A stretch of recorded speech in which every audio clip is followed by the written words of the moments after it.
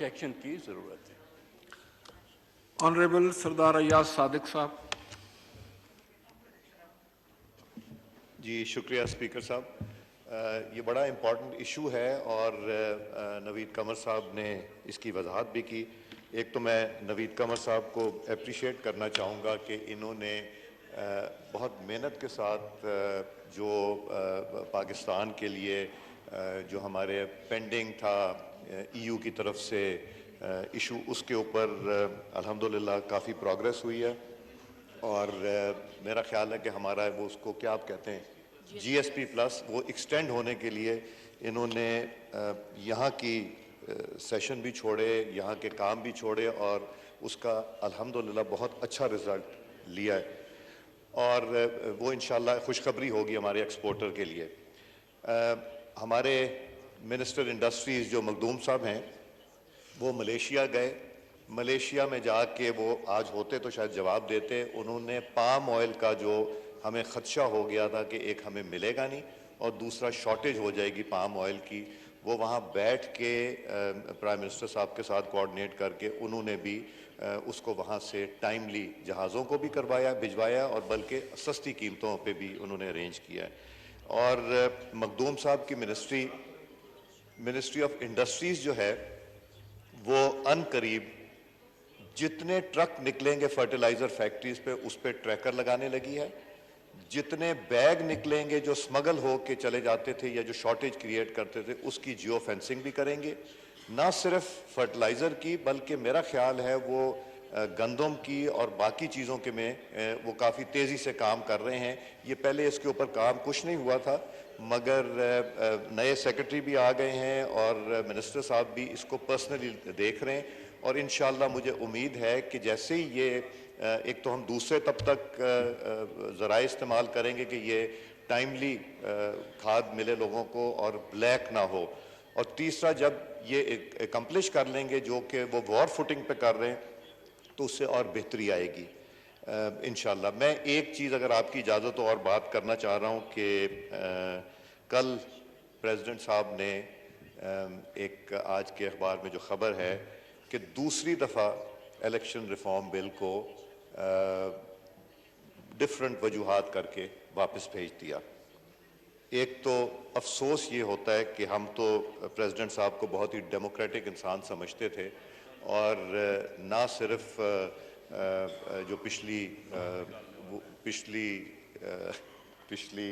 हुकूमत में पिछली अपोजिशन में जब थे और हम यही सोचते थे कि बहुत फेयर आदमी, बहुत फेयर ज़रूर होंगे मगर ये जो उन्होंने काम किया है इसका ज़रा पस मंज़र आपके सामने पेश कर दूं कि पहले 117 मीटिंग्स हुई जिसमें वो भी उसका हिस्सा थे। इनको नेशनल असेंबली सेक्रेटेरिएट ने 2 ममालिक में भेजा जहां मशीनों को देखा और इन लोगों की रिपोर्ट हैं जिन रिपोर्टों के तहत जब तक ये ट्राई एंड टेस्ट ना किया जाए EVM मशीन्स तब तक ये यहाँ नाफिज नहीं की जा सकती। आपको ये याद होगा कि चीफ जस्टिस साकिब निसार साहब ने जबकि यहाँ कानून मौजूद था उस कानून को ओवर राइड करते हुए उन्होंने कहा कि जी जो ओवरसीज वोटर हैं उनको आप वोट कराएं। उन्होंने सारी जमातों को बुलाया। एक मुझे भी ख़त लिखा था तब जिसका मैंने जवाब दिया था कि ये कानून मौजूद है, ये ट्राई जब हो जाएगा उसके बाद इम्प्लीमेंटेशन में आएगा, मगर ना वो ट्राई हुआ ना इम्प्लीमेंटेशन हुआ। उन्होंने उसकी कोशिश की मगर वो एक टोटल फेलियर हुआ। उसके बाद ये जो 117 मीटिंग हुई उसमें सारी जमातें मौजूद थीं मगर जो सबसे बड़ा स्टेक होल्डर है इलेक्शन कमीशन ऑफ पाकिस्तान, उनकी इसमें तजावीज़ इंक्लूड की गई, उनकी मुश्किलात देखी गई। उनकी मुश्किलात देखने के बाद वो किस लिमिट तक जा सकते हैं, किस हद तक नहीं जा सकते। अब आप ये देखें कि जो इनके चेयरमैन हैं इनकी जमात के, वो ये कहते हैं कि ये इलेक्शन कमिश्नर जो है इसको हटाओ।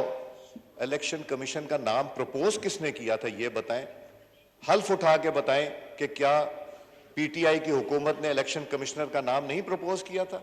उन्होंने प्रपोज किया था। चूंकि वो फेयर आदमी है इसलिए, और लगाया भी उन्होंने था, ना करते नोटिफिकेशन, उन्होंने प्रपोज किया।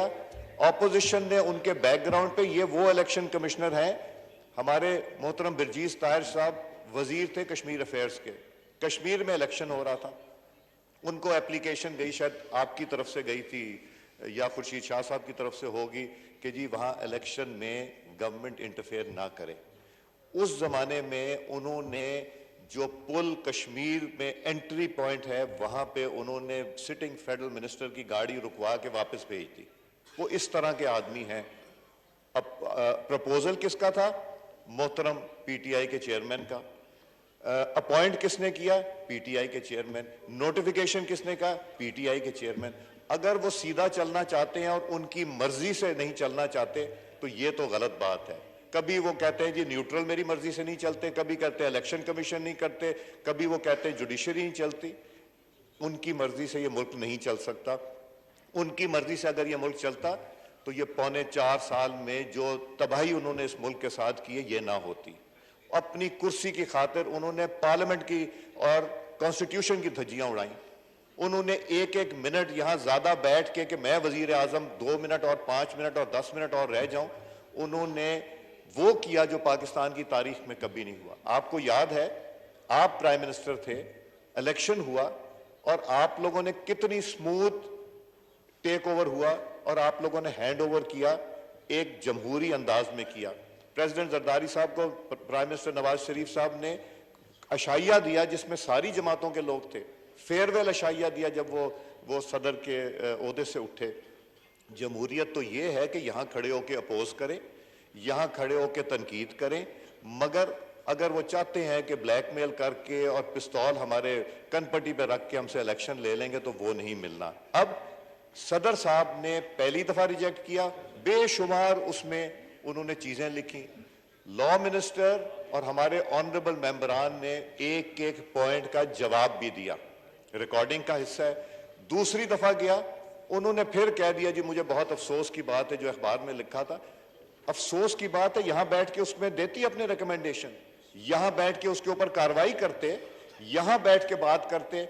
प्रेसिडेंट साहब has failed to fulfil his obligation and duties. अब वापस आ गया। मेरा यह ख्याल है कि अब आपका सेक्रेटेरिएट कल इंशाल्लाह इसको नोटिफाई कर देगा। यही सेक्रेटरी साहब और स्पीकर साहब यही पोजीशन है ना कि जब दूसरी दफा 10 दिन आ जाएगा तो फिर आप इसको नोटिफाई करेंगे। मगर जनाब सरदार साहब आईनी पोजीशन यही है जो आप फरमा रहे हैं। जी शुक्रिया। अब अफसोस ये होता है कि जो जमहूरियत की बात करते थे इन्होंने पहले भी वो ड्रामा किया, पहले खड़े होकर गालियां दी पार्लियामेंट को और क्या कुछ नहीं कहा और फिर उसी पार्लियामेंट में आके बैठे। हम तो फिर कहते हैं गालियां बहुत दे दी, आओ पार्लियामेंट में बैठो, पार्लियामेंट में हिस्सा लो। मगर जो कुछ सदर साहब ने किया काबिल मजम्मत है। वो सदर पाकिस्तान है, वो सदर पीटीआई के नहीं हैं। उनको चाहिए ये था कि इस चीज को वो करते जो कानून और कायदा, उनकी एक शख्स की मर्जी इस पे ना मुसल्लत की जाए और डिक्टेशन अपनी पार्टी से अपनी जमात से लेना मुनासिब नहीं है। ये जमहूरियत जो रवायत और कॉन्स्टिट्यूशन और रूल्स ऑफ बिजनेस को जो वायलेट किया जा रहा है ये कोई अच्छी रवायत नहीं है। कल वो भी इस जगह हो सकते हैं, अब तो मुश्किल लगता है कि वो वहां होंगे। जो मुल्क के साथ उन्होंने किया, 27,000 अरब कर्जा 1947 से लेके 2018 तक, 24,000 कर्ज कब कितने टाइम में? 2018 जब अगस्त उन्होंने लिया और जब छोड़ के गए। ये पाकिस्तान को किन जगह पे छोड़ के गए हैं?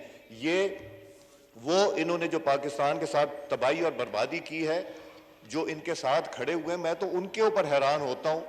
मगर जमहूरियत है, वो उनकी सोच है, वो जरूर उनके साथ खड़े हो। मगर मुझे आज दुख हुआ, अफसोस हुआ कि पाकिस्तान के कानून, पाकिस्तान की कॉन्स्टिट्यूशन के साथ जिस तरह का एक नया मजाक हुआ, ये बड़े तकलीफ की बात है। आखिरी बात मैं करूंगा, चौथी बात, नवीद कमर साहब की भी तारीफ कर ली, अब ख्याल मेरा रखेंगे। मखदूम साहब ने बहुत अच्छा काम किया, ये भी he is a competent minister also.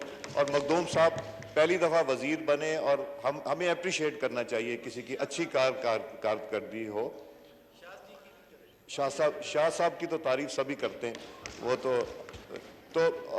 तीसरी बात भी, चौथी बात मैं करना चाहूंगा। मैंने आपके गोश गुजार किया था कि खान साहब ने जो गुफ्तगू की थी, जिस गुफ्तगू में उन्होंने खुदा न खास्ता पाकिस्तान के टूटने की बात की, जिस गुफ्तगू में उन्होंने फ़ौज को तबाह और बर्बाद होने की खुदा न खास्ता बात की, वो मैंने आपसे गुजारिश की थी एक हुकूमत पाकिस्तान को ख़त लिख दें कि कम से कम उसके ऊपर तो कार्रवाई करें, अदालत का दरवाज़ा खटखटाएं और पूछें कि इसके ऊपर क्या होना चाहिए। शुक्रिया स्पीकर साहब।